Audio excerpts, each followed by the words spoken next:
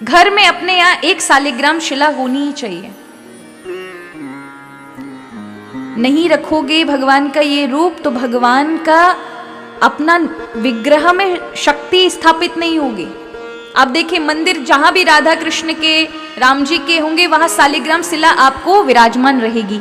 जहां शिव जी के बड़े मंदिर होंगे विग्रह रूप में तो वहां आपको शिवलिंग विराजमान मिलेगा ही मिलेगा, क्योंकि शिव का निर्गुण रूप शिवलिंग है। उसी तरह से भगवान विष्णु का निर्गुण रूप शालिग्राम शिला है।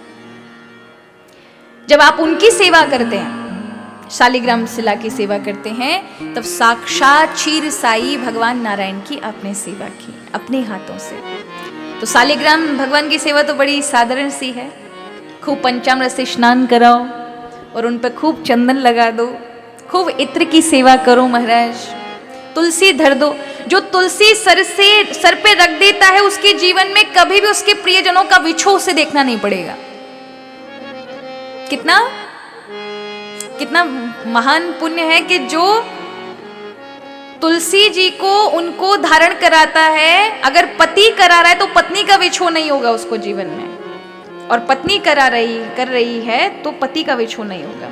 और जो शालिग्राम के सिर से तुलसी महाराज छीन लेते हैं तो फिर आपको वियोग देखना पड़ेगा अपने प्रियजनों का, क्योंकि तुलसी कौन है? भगवान की प्रियतमा है।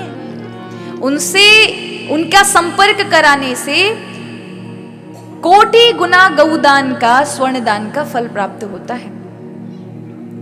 अच्छा, यहां पर कई धर्मशास्त्रों में कहा है कि स्त्री को शालिग्राम शिला का स्पर्श नहीं करना चाहिए, लेकिन वहीं अगर आप स्कंद पुराण का चातुर्मास पढ़ेंगे तो वहां पर वर्णन है कि स्त्री भी कर सकती है सेवा, और शूद्र जाति के व्यक्ति ने ही पूछा है ऋषि से, तो ऋषि ने उनके घर में आकर कहा, पर उसमें एक नियम बताया है। जो चरित्र से सही नहीं है, चरित्र से दूषित कोई स्त्री हो और वो स्पर्श करे शालिग्राम शिला का, तो ठीक नहीं, आप बालकृष्ण भगवान की सेवा करें।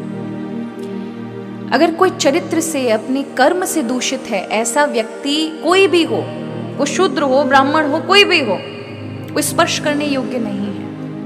इसलिए शालिग्राम शिला की सेवा कौन करे? जो भगवान का भक्त है, वैष्णव है, भगवान से प्रेम करने वाला है।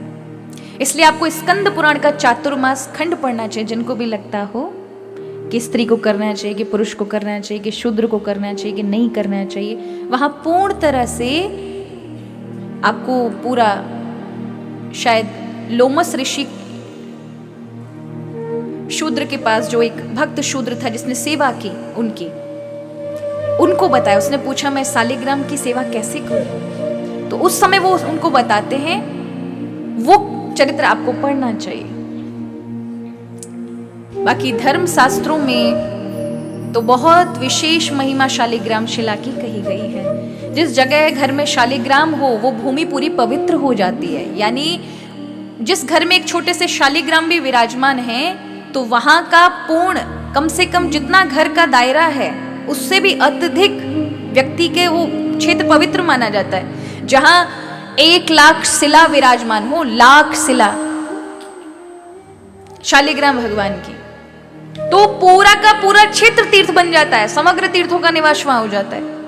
कहीं नत्र तीर्थ में जाने की आवश्यकता नहीं है। तो घर में अगर आपको तीर्थ बनाना है तो घर में शालिग्राम शिला रखिए ही रखिए। अगर अभी आपको गंडकी की नदी की नहीं मिली है, मान के चलो नेपाल नहीं जा पाए, नहीं मिल पाई, तो कोई छोटी सी शिला अपने घर में अवश्य शालिग्राम रूप की रखो।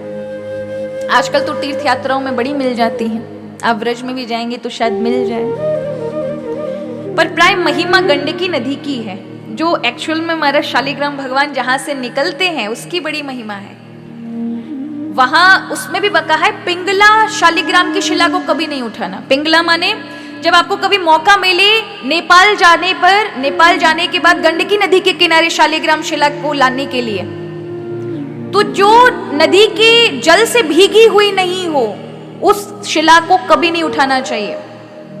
जो जल में डूबी हुई है, गंडकी नदी साक्षात तुलसी है। तुलसी ने नदी का रूप लिया है ना, वही, क्योंकि राधा रानी ने उनको कहा जा नदी बन जा, वही नदी के रूप में, सरिता के रूप में नेपाल में बही। उन्हीं को हम काली, वहां के लोग काली नदी कहते हैं, हम गंडकी कहते हैं। तो वो जब तक चल रही है ऊपर से, वही शिला भगवान का साक्षात स्वरूप मानी जाती है। और जो किनारे पे सूखी हैं उनको पिंगला शिला कहते हैं, उनको नहीं उठाना चाहिए। ऐसे ही महाराज भगवान शिव के विषय में कहा जाता है कि बाणलिंग लेकर आना चाहिए। घर में बाणलिंग रखो, घर में ठाकुर जी का नर्मदेश्वर रखो। तो आपको नर्मदेश्वर के बारे में पता है? नहीं पता है? कभी नर्मदा नदी के पास जाओ, नर्मदा नदी में स्नान करने का अवसर मिले, तो वहां का कोई भी कंकड़ आपको मिल जाए, वो नर्मदा नदी में भीगा हुआ हो, नर्मदा नदी से प्राप्त हो, इतना छोटा सा ही मिल जाए, उसके अंदर साक्षात शिव का निवास होता है। नर्मदा का कंकड़ कंकड़ शंकर है। जिस घर में नर्मदेश्वर विराजमान है वो साक्षात कैलाश, और जिस घर में गंडकी के शालिग्राम विराजमान, साक्षात वैकुंठ का वास हो जाता है, साक्षात हरि वहां विराजमान हो जाते हैं। इसलिए आप देखिए हमारे यहाँ ठाकुर जी के जितने भी बड़े बड़े विग्रह मंदिर हैं, जब तक गंडकी के नाथ विराजमान नहीं होंगे तब तक मंदिर में भगवान का श्री विग्रह के अंदर शक्ति का संचार नहीं हो सकता। इतनी बड़ी बात है। इसलिए घर में तो निज मंदिर में ये होना ही चाहिए। क्या क्या होना चाहिए? घर में शंख होना चाहिए, गरुड़ घंटी होनी चाहिए। गरुड़ घंटी को भगवान के आगे नहीं बजाया जाता। गरुड़ घंटी को भगवान के आगे बजाने के बाद जब आरती पूर्ण हो जाती है, तब संपूर्ण घर में घंटी को लेकर के हर कमरे तक जाया जाता है। और फिर हर जगह चक्कर, घर हर कमरे, अपना जो भी रसोई घर है, आंगन है, वहां तक ले जाने के बाद फिर लाके विश्राम किया जाता है। फिर जल से आपको वहां पर जो भी आपकी भावना है, हम आपको यहाँ ये तो नहीं कहेंगे ये मंत्र करो वो मंत्र करो, लेकिन विधि यही है कि तब आपको जल के द्वारा उसे विश्राम देना चाहिए। गरुड़ घंटी से जितने भी आतक पातक आपके जीवन में हैं या आसपास के, क्योंकि आप इतना सब कुछ वाणी से न जाने कितना कुछ बोलते हो परिवार में, किसी को कुछ बोल दिया, किसी को कुछ बोल दिया, तो वातावरण इतना दूषित हो जाता है कि कई लोगों के अनुभव हो सकते हैं ऐसा कि वो बाहर रहेंगे तो खुश रहेंगे, लेकिन घर के अंदर आते अशांति, बस पूछो मत, दिमाग खराब। क्योंकि इस प्रकार के अणु परमाणु उस जगह पर अवस्थित हैं और उनको नष्ट करने के लिए हमारे यहां शंख ध्वनि है, गरुड़ घंटी है। इसे स्वस्ति वाचन में भी बोला जाता है। गरुड़ भगवान क्या करते हैं? स्वस्ति नस्तारक्षो अरिष्टु नेमि। तारक्ष भगवान यानी गरुड़ भगवान हमारे जीवन के कष्टों का, अरिष्टों का नाश करें। तो गरुड़ भगवान क्या करते हैं? जीवन में अनिष्ट जो आने वाले हैं उनका नाश कर देते हैं। तो महाराज भगवान की तो बड़ी कृपा है कि हमारे जीवन में भगवान ने कितनी सुंदर सुंदर चीजें हमारे कल्याण के लिए स्वयं अपने रूप में अवस्थित कर दी कि मेरे भक्तों के लिए मैं और आसान हो जाऊं।